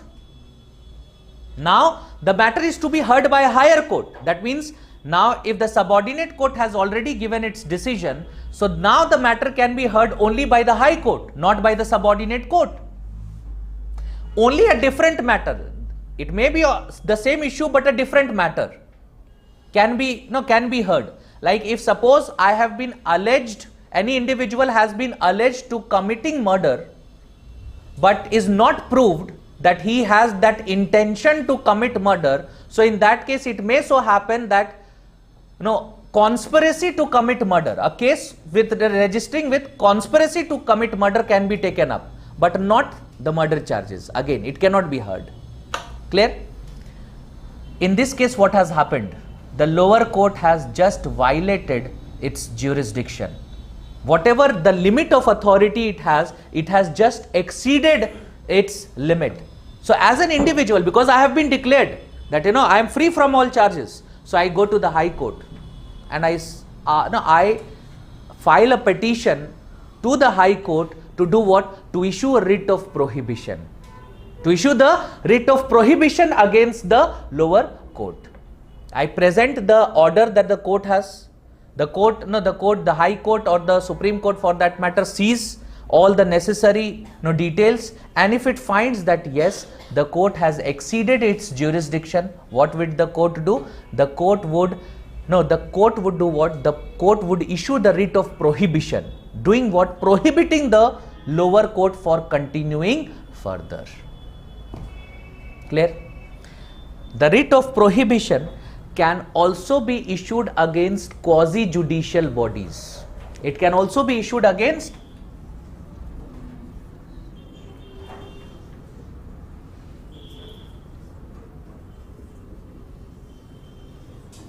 quasi-judicial bodies. When I say quasi-judicial bodies, what does that mean? It means some bodies which have some judicial functions. Like example of such bodies are tribunals. Tribunals are examples of National Green Tribunal is there. Election Commission is an example. Election Commission also takes up some judicial functions. Certain bodies that are there, they may be executive in nature, but they take up judicial functions. They take up some judicial functions, not all, some judicial functions are performed. Like even the district collector takes up some judicial functions. So in that case, I might go to the court and ask the court to issue a writ of prohibition against the district collector, but only when he is performing quasi-judicial functions. Not in all cases, only when he is performing quasi-judicial functions. In fact, on Friday, there was a decision which talks about this quasi-judicial function. If you have read the newspapers well, on Saturday you must have heard about a news wherein the Supreme Court has declared, there was a petition filed in the court challenging the Prime Minister's candidature or his elections in Varanasi. Why? Because there was a candidate, Tej Bahadur Yadav, who was to contest on the ticket of BSP and SP, but his nomination was rejected by the returning officer, who was the district collector. So his application was rejected. Why was his application rejected? Because Tej Bahadur Yadav was a same individual. If you remember, there was a video that got viral. He actually recorded that video and posted it on Facebook. And that video was about how he was from CRPF and how in CRPF he was not given good food to eat and etc. etc. He was dismissed on that charge. He was dismissed from service on that charge.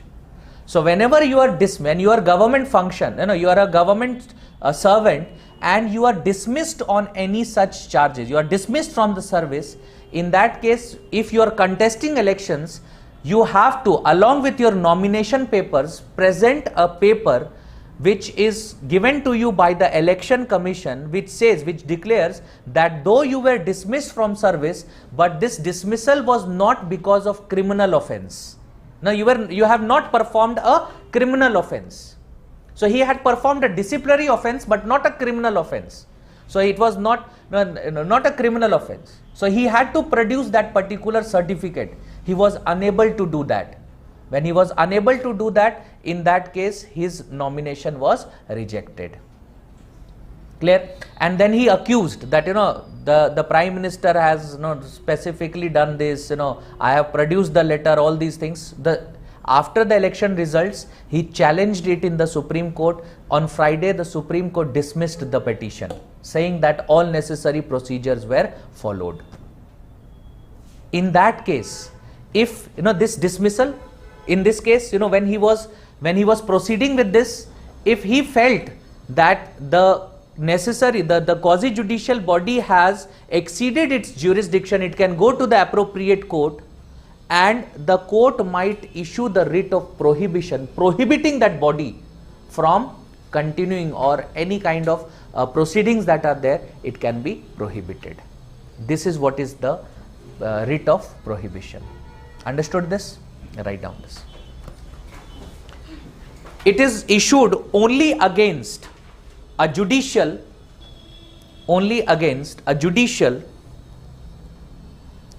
or a quasi-judicial body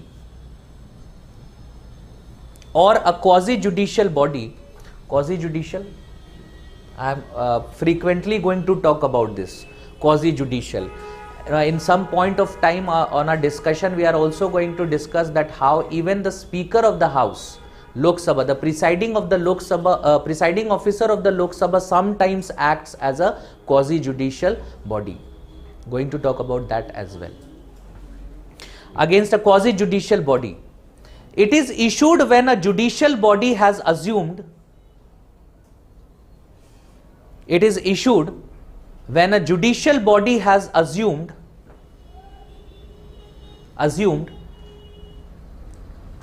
excess jurisdiction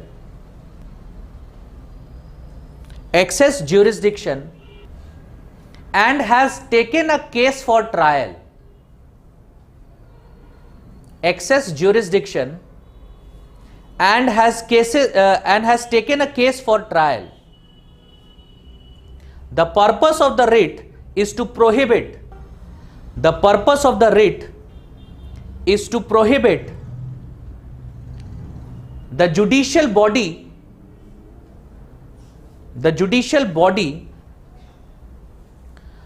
from proceeding further from proceeding further, the principle of locus standi is applicable. Principle of locus standi is applicable. It can be issued also against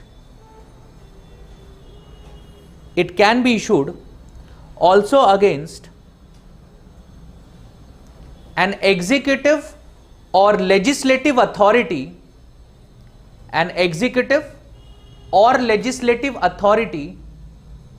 when they are performing quasi-judicial functions.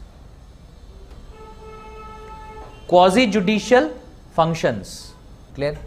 Next, the writ of certiorari. The writ of certiorari. The writ of certiorari is very similar to the writ of prohibition.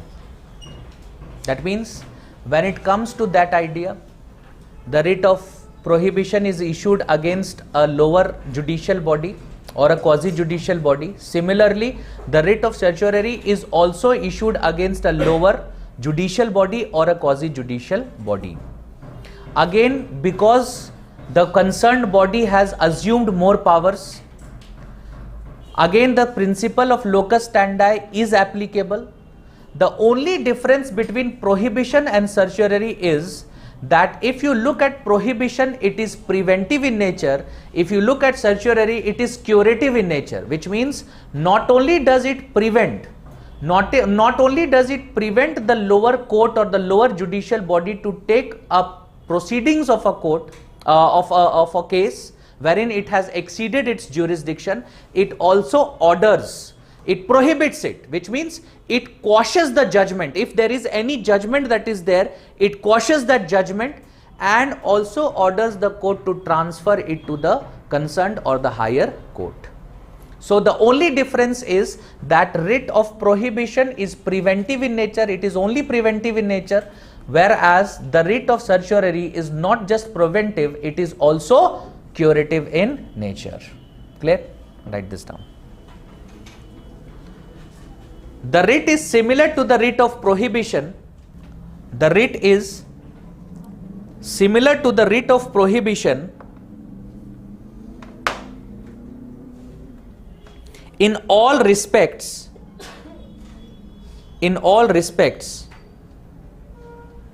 except that it is issued to quash the judgment. Except that it is issued to quash the judgment. Judgment, quash, Q-U-A-S-H, quash. Quash the judgment, comma, order or direction issued by a judicial body,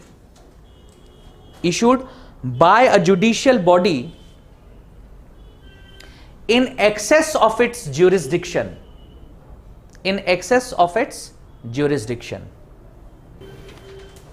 Finally, the last writ that is there, writ of quo warranto. Writ of quo warranto. Literally, what does this mean, quo warranto? Literally, it means by what authority. And this writ is issued against a public authority to ascertain the legality of the individual occupying that public office. So if there is any individual who has illegally occupied a public office, in that case the writ of quo warranto is issued against them, and as soon as the quo writ is issued, the individual has to give necessary justifications or prove the document which authorizes him to assume that office. If he can prove it, fine. Otherwise, it is declared to be illegal assumption, and his assuming that office is declared null and void. It can be issued. This writ can be filed by not only an aggrieved individual but by anyone, which means any individual, any organization. So like in the writ of habeas corpus, wherein the locus standi was not applicable, similarly here also locus standi is not applicable. Clear? मतलब क्या है? देखो crude terms में समझना है तो इस तरह से समझ सकते हैं. Suppose tomorrow you feel okay, no, getting into IAS is a very tough job, you have to study a lot, so why not I should just go to the district collector's office and I should imprison the individual who is sitting there, and I will now, from now onwards, I am going to act as the district collector. Illegal assumption of public office है वो.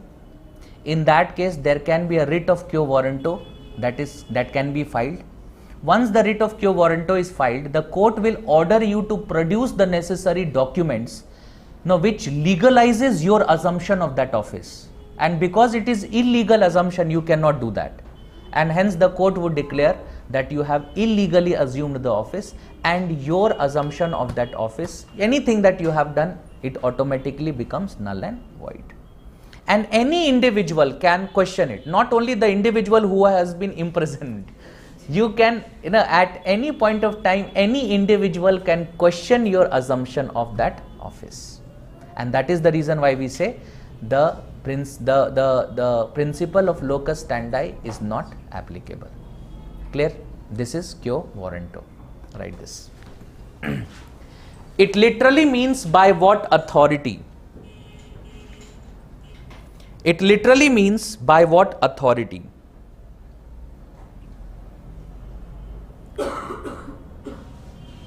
It can be issued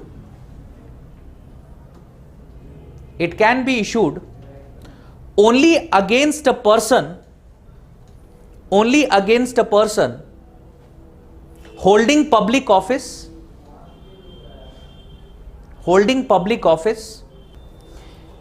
the principle of locus standi is applicable, is not applicable. The objective of the writ is to prohibit. The objective of the writ is to prohibit illegal assumption of public office. Illegal assumption of public office. See, around I think it was around a year back, somewhere around same time last year, there was a news that came into being. It was about an individual who was appointed as he was appointed to public service on the ground that his father, who was a politician, he was a politician, he was killed by Naxals. He was killed by Naxals in the state of Chhattisgarh, and he was given public office because of this. He was given public office because of this. It was in news a lot. Though no one filed for a writ of quo warranto, but it can be filed in that particular case. Because if the writ is filed, the court will ascertain, okay, what is your qualification to hold such office? Because he was given the position of additional district magistrate, not something, छोटे मोटे position पे नहीं बैठाया गया था. Additional district magistrate, which means, after you become an IAS and you get into district, when you get district level postings, it will not be the first position, it will be the second position that you occupy. After around 5-7 years of service, you get into such position, additional district magistrate, and then you are promoted to being the district magistrate or the district collector. So he was given that particular position. So it can obviously be questioned, what is your qualification? How can you hold such offices? And in that case, if the individual has been applied, the individual has the necessary documents to prove that yes, the governor has appointed him, because he is in, suppose, state services, so governor will appoint, and all these necessary documents can be proved, then he can occupy such offices, or even the court can declare such office to be illegal assumption. Going back around 2-3 years, a similar case came into being when Mehbooba Mufti, who was the chief minister, then chief minister of the state of Jammu and Kashmir, so she appointed someone, a relative or something like that, to a position which is traditionally held by IAS, personal secretary to the chief minister or something like that, and she appointed an individual who was her relative to such a position. So nepotism ki bhi had hoti hai, but this was done. In this case, in such cases, this office of this writ of quo warranto can be filed. Clear? There is one more writ that is there. It is not mentioned in India. In Indian Constitution, it does not work in Indian jurisprudence. If you look at the Western jurisprudence also talks about another writ called as writ of injunction.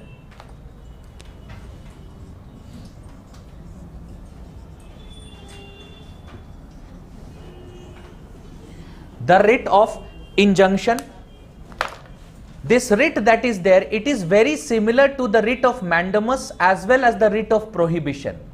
That means it can be issued by a court commanding something or prohibiting something. Clear? In both the cases it is issued. So sometimes it is issued as a, in the form of a command, or sometimes it is issued in form of a prohibition on individuals. Very similar to writ of Mandamus and prohibition, but this is not there in Indian jurisprudence. You will not find, neither it is mentioned in the Constitution nor it is mentioned anywhere else. These are what you can say, these are the writs that has been mentioned under Article 32 of the Constitution. Yes. Certiorari. To prohibit it, Supreme Court issues a writ. Yes, it can be done. Yes, it can be done. Because see, in India, the Supreme Court, highest court of appeal is there. Even when it comes to administratively, Supreme Court is over the High Court. So yes, it can be done. Clear? With this, we complete our discussion on Article 32. Though our discussion on writ, some part of it, 5 minutes discussion is still left, but I'll be taking that up tomorrow. Tomorrow we start directive principles. Clear? Our fundamental rights, our discussion is over. Thank you.